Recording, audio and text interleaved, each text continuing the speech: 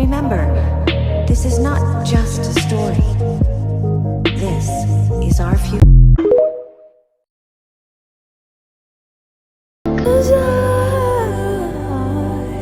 I don't know how to feel. You know those girls that always look clean, their skin is always glowing, their lips are always glossed, and they never ever look like they're wearing too much makeup? We may not. Look around, everybody on mute. Look around, it's me and my group. Big energy.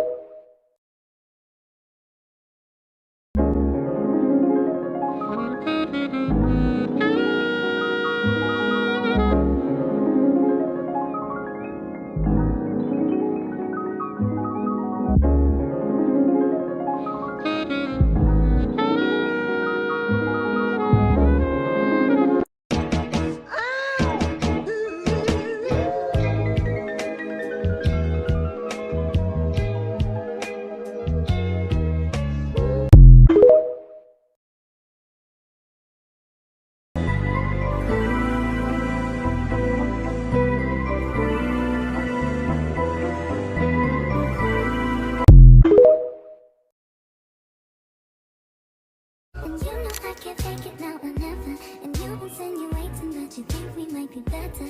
Better me and you. Yeah, I know you do.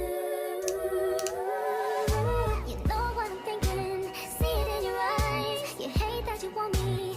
Hate it when you cry. It ain't working cause you're perfect. And I know you deserve it. I can't walk away.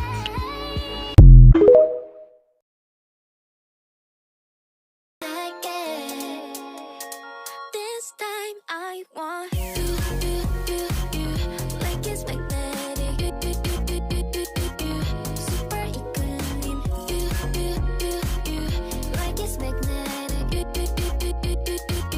super equaling.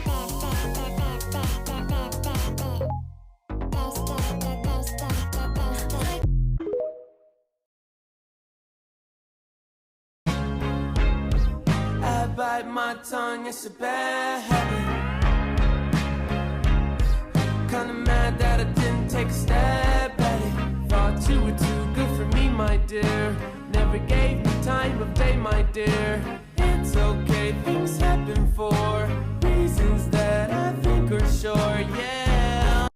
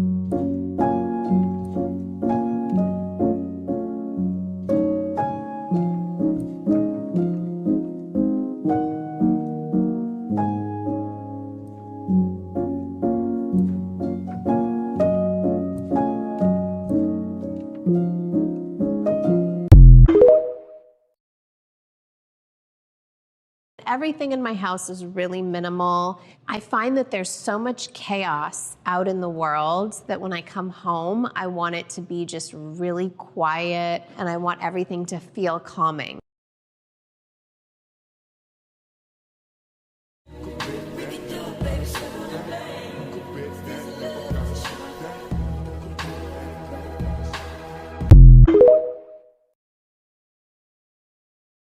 This will be an everlasting love for me. Yeah. Let's get into it. So yeah, we need to do this hair. We are going to be doing what I like to call my slick Rick bun, but what the internet has liked to call the clean girl aesthetic look. So I'm taking my Show Products Refresh and Reactivate Spritz and get into it. I like a super, super, super clean part. So I take my edge control first and get to slicking. And for those that are going to ask, this is my favorite edge control that my mom hasn't released. I love it, but we'll see if she ever releases it. The key to getting the slickest of rickest buns is detangling your hair in sections. Y'all, I had about 5 redos and I was about to give up, but we got it together. I had to use all my little strength and we got the ponytail in. Touching up the front a little bit more, I had to do a little dance because I was excited. And then it was time to detangle the ponytail part, you guys. This Show Moisture Cream is literally my favorite ever. It leaves my hair moisturized for days after I use it. And to seal all that moisture in, I use my Show oil to make sure that everything is getting moisturized and looking shiny all day, and then I am ready to go.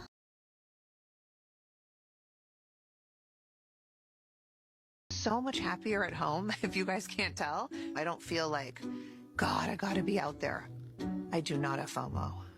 I feel great. I'm entering my use what you have era, so here are my rules for my 2025 no buy / low buy. Number 1, I'm not buying any more products until I am fully out of whatever it is. There was a little bit there where I had really gotten into the habit of just accumulating a ton of products because I wasn't finishing what I had before I went and bought more. And I'm just like done with that. The older I get, the less stuff that I want. I just don't want a ton of stuff laying around. I was in my drawer the other day and I realized that I literally have six containers of lotion that I need to get through before I even think about buying another one. This is for makeup too. I used to be a really big makeup girly, like when I was in high school. I'm really not anymore, so I actually don't buy a ton of makeup products before I run out. But I'm adding makeup into this category too because I just don't need a ton of makeup. I'm also adding candles into this. Yesterday was Bath & Body Works candle day and I bought like 3 or 4 candles. So I will be burning through all of those in their entirety before I go buy any more because I just don't need to be spending money on things that I already have. Okay, this next one is going to be probably the hardest for me. No new clothes or shoes or accessories until I lose something is like beyond repair, or I find a really special piece, particularly something that's secondhand. The more I've gotten into fashion, the more that I'm actually really impressed with myself because I've been able to keep my clothing collection pretty minimal. This year and last year, I have really been focusing on quality over quantity. And I feel like when you do that, it kind of inherently cuts down on the amount of things that you buy. So yes, I will be cutting even further down on the amount of clothes that I buy. Again, getting a really clear picture of my wardrobe, the kind of pieces that I want, really making sure I've identified my wardrobe gaps so that I'm not buying the same thing over and over again. Okay, another one that's kind of random, but I wanted to put it on here anyway. I will be keeping my hair in protective hairstyles going into 2025 and probably throughout the year. I find that when my hair is in protective styling, yes, I spend more money on the hairstyle up front, but it saves me money in the back end because I'm not having to buy more hair products for the maintenance of my hair. I have talked about it before. I hate having to deal with my natural hair. It never looks how I want it to look. It's just an exercise of frustration. I always end up buying a ton of products to try and get it to look right, and then I don't end up using them, and it's just a waste of money. So I will be keeping my hair in braids, in weaves, probably braids though. One thing I am gonna start buying for my hair are like supplements because I do want my natural hair to grow underneath the protective styling. I've been looking at like hair supplements and scalp serums and stuff like that, but those are probably the only things I'm gonna be buying for my hair aside from investing in the protective style. Okay, my last 3 have to do with food and drinks. So I'm limiting myself to takeout once a week or like eating out once a week and coffee out twice a week. I get coffee out almost every day, and it's a really, really bad habit. So limiting myself to coffee twice a week max, especially because I don't really live in a place that has like cute local coffee shops. Basically, I only go to Dunkin' Donuts. I'm like, wow, I'm not even spending money on like an experience. It's just like a random $3 cheap coffee that I could probably make better at home anyway. And then also takeout. Listen, I love Chipotle. I love Chick-fil-A. I like Chinese food. I like pizza. Cutting that back to once a week, unless I'm with my friends or I'm traveling, which when I'm hanging out with my friends, we usually don't go out anyway. We usually go to someone's house and we usually make dinner ourselves, so that's pretty easy. Next is grocery store. This is another thing that I'm actually pretty good on, but I'm only gonna let myself go to the grocery store once a week. Again, this is something I'm pretty good on. I've gotten my grocery shopping pretty down pat, but I find that those little intermediate trips to the grocery store throughout the week kind of add up. So I'm gonna try to eliminate those by planning better, being intentional with my meals, making sure I'm only buying stuff for my meals or stuff that I know I'm gonna eat. And then lastly, I only want to spend money on alcohol once a month. This is something that I already kind of do, but I want to make it a set rule and like more intentionally stick to it. I'm really not a big drinker, but every once in a while I do like to pick up a bottle of wine or a case of White Claws or go out for drinks or something. So whatever I choose to do or buy for the month in terms of alcohol, it's going to be just that. So one bottle of wine, and it lasts me however long it lasts me. Or I go out for drinks once. Here's one last look at all of my rules in case you want to screenshot and stick to some of them yourself. I feel like over the last couple years, ever since COVID, we have really, really succumbed to like little treat culture. And I love that this year in 2025, we're all being like, you know what, no.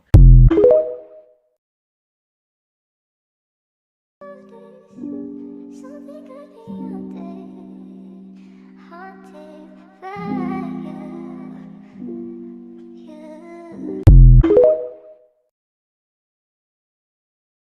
I will absolutely die on the hill that being able to train yourself to enjoy living below your means is the ultimate life hack. Being deliberate about what and when to buy, focusing on the necessity and quality will save you so much money in the long run and make you so much more fulfilled with the purchases you do make. Here are a few of the ways that I embrace underconsumption in my life. My car is a 2018 Kia Soul that I managed to pay off last December. You will literally have to pry this car from my cold dead hands before I go back to having a car payment ever again. I will run this car into the ground. I make my coffee at home, and no, we don't have a fancy Nespresso or Breville, just our trusty Keurig that we've had for years, and we literally just buy whatever store brand K-Cups are on sale that week. I'm really proud of this next one. I've gotten my everyday makeup routine down to 5 items, and that maybe goes up to 7 items if it's an evening look. I've always felt way more comfortable in less makeup, so I just leaned into that and stopped trying to buy every single product that someone else looked good in. And lastly, I've been very intentional about developing hobbies that I love that don't require me to spend a lot of money, like camping, hiking, working out, and content creation. There's honestly something so satisfying about being able to have a good time without spending any money.